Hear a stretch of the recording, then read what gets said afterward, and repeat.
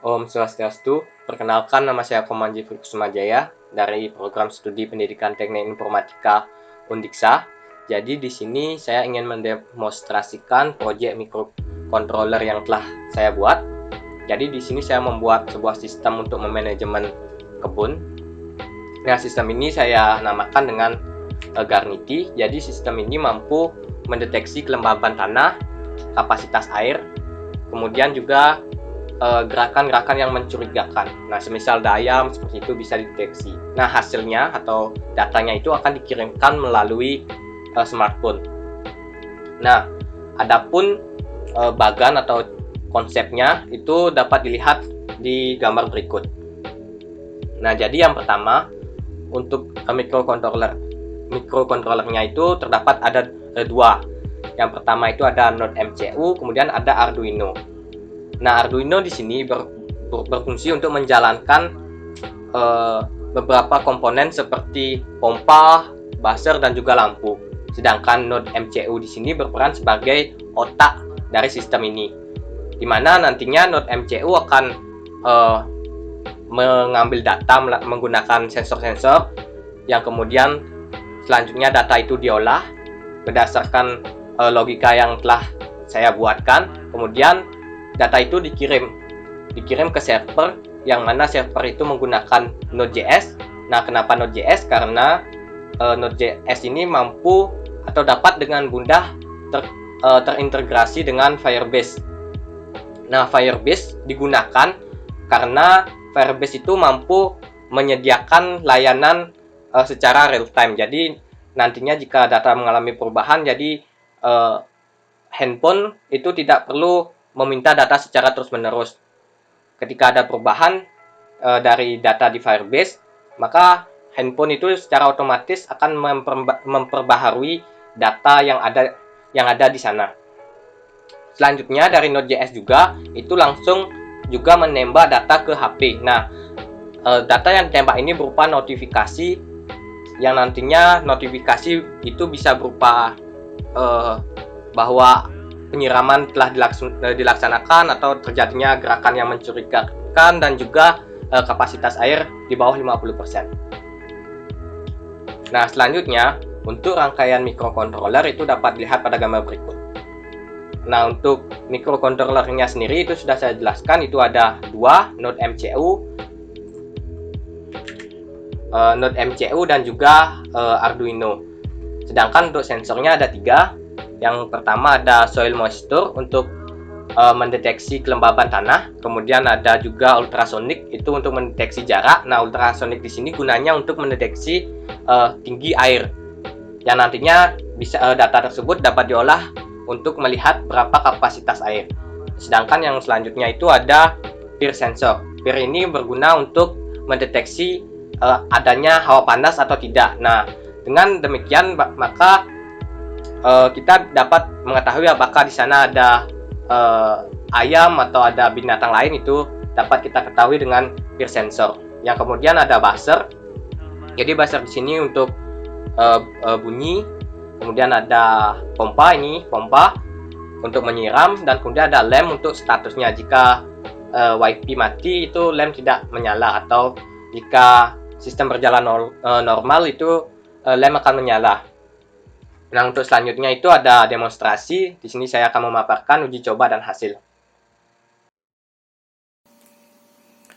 Oke, kali ini saya akan melanjutkan presentasi tadi. Jadi di sini saya akan demonstrasi terkait dengan sistemnya. Nah, adapun di sini beberapa komponen itu sudah dijelaskan tadi. Di sini adalah penerapannya.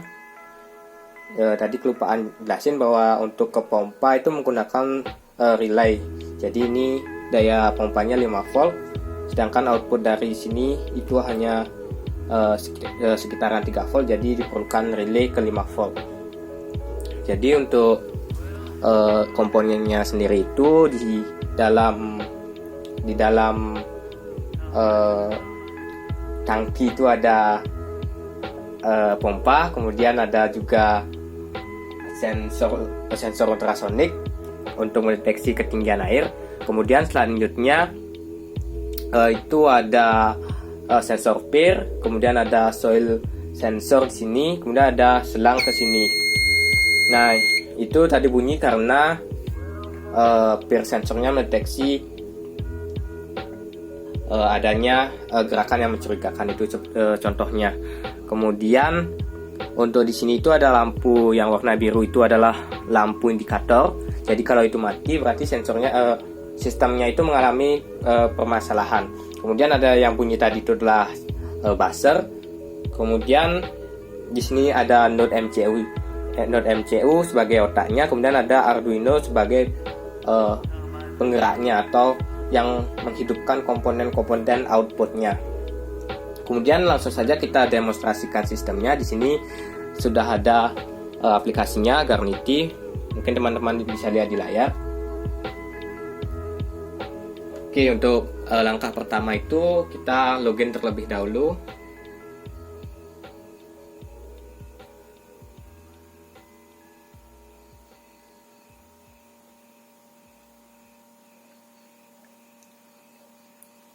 Oke, selanjutnya di sini kita akan diminta nama kita. Masukkan Jeffrey. Kemudian selanjutnya itu adalah nama kebun kita. Sebagai contoh kita ambil strawberry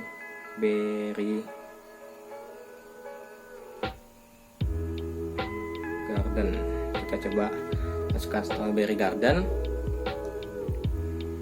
Kemudian selanjutnya itu akan langsung ke beranda. Di sini ada beberapa navigasi. Jadi yang pertama itu adalah setting yang ada di pojok sini. Itu kita bisa mengganti nickname, kemudian mengganti nama garden, kemudian kita bisa ganti password. Kemudian selanjutnya itu di bagian system information itu kita bisa melihat berapa kali tanaman disiram. Ini 0 karena sistemnya baru dihidupkan. Kemudian selanjutnya itu kita bisa juga men-setting berapa humidity atau kelembaban tanah yang kita inginkan. Di sini saya set 0. Jadi nantinya jika ambil contoh itu kita set di angka 50. Jadi pompa akan bekerja di 50 itu selama watering time yang telah kita tentukan. Di sini hanya 1 second. Kemudian kita lihat ada ring if the water is below 50%. Itu artinya jika water atau air yang ada di tank itu di bawah 50% itu buzzer akan bunyi. Di sini kita nyalakan. Kemudian selanjutnya adalah bunyikan jika terdapat gerakan mencurigakan. Itu kita nyalakan, kita simpan. Kemudian selanjutnya kita lihat di bagian your garden itu ada water tanknya. Kemudian ada soil moisture, dimana jika kita klik di sini itu akan otomatis menyiram. Kita coba klik. Oke, di sana otomatis tersiram dan soil moisture-nya juga menambah. Jadi kepadatannya kelembabannya itu menjadi 57%. Kemudian di sini ada suspicious move, artinya gerakan mencurigakan. Tadi kan kita sudah dengar ada suara tadi. Nah, otomatis juga dikirim datanya ke aplikasi. Kita ambil contoh, kita coba giniin tangan, kita tunggu. Nah, ini data sudah dikirim.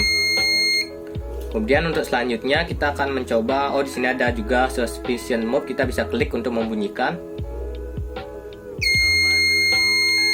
Oke, bisa. Kemudian untuk water tanknya itu agak naik turun karena sensornya di sini agak bermasalah sedikit. Kemudian kita akan mencoba men-setting watering time-nya atau dan juga kelembaban dari tanahnya. Kita coba tadi berapa di sistem itu 54. Kita akan coba naikkan ke 70. Nah, jadi selama kelembaban tanahnya itu di bawah 70% atau kita ganti ke 80%, itu akan menyiram selama 2 detik. Misalnya kita ambil contoh, kita akan lihat berapa detik, berapa kali penyiraman akan dilakukan. Sorry tadi lupa disimpan. 80, kita ambil 2, kita sip, kita tunggu. Oke, itu sudah disiram 1. Itu yang kedua. Oke.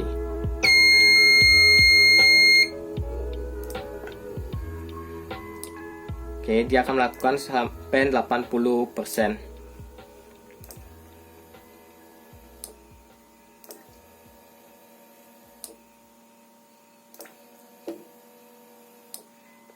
Oke, belum 80%, tapi di sini kita lihat tangkinya itu sudah di bawah 50%. Jadi kita akan matikan saja. Kita matikan saja dulu. Oke, tadi itu ada beberapa kali penyiraman. Nah, kenapa di sistem hanya terdeteksi satu? Karena sistemnya sendiri itu, oke, sebentar, di sini terlalu bunyi karena airnya itu di bawah 50%. Jadi kita matikan saja untuk bunyinya. Oke. Nah, kenapa di sini hanya terdeteksi satu kali penyiraman? Itu karena di sistem itu akan mendeteksi sekian interval waktu. Jadi ambil contoh, karena tadi itu intervalnya terlalu cepat, jadi otomatis penyiraman yang dihitung itu satu kali. Nah, ini bertujuan untuk mengurangi nanti ada notifikasi yang berlebih. Oke, jadi itu. Dan di sini juga tadi suspicious mode-nya nambah karena tadi pompanya bekerja. Oke, itu tanknya sekarang menjadi 34%. 34%. Kemudian soil moisture-nya tadi turun jadi 51% karena airnya itu diserap ke bawah. Oke, jadi itu saja demonstrasi dan juga presentasi dari saya. Sekian dan terima kasih.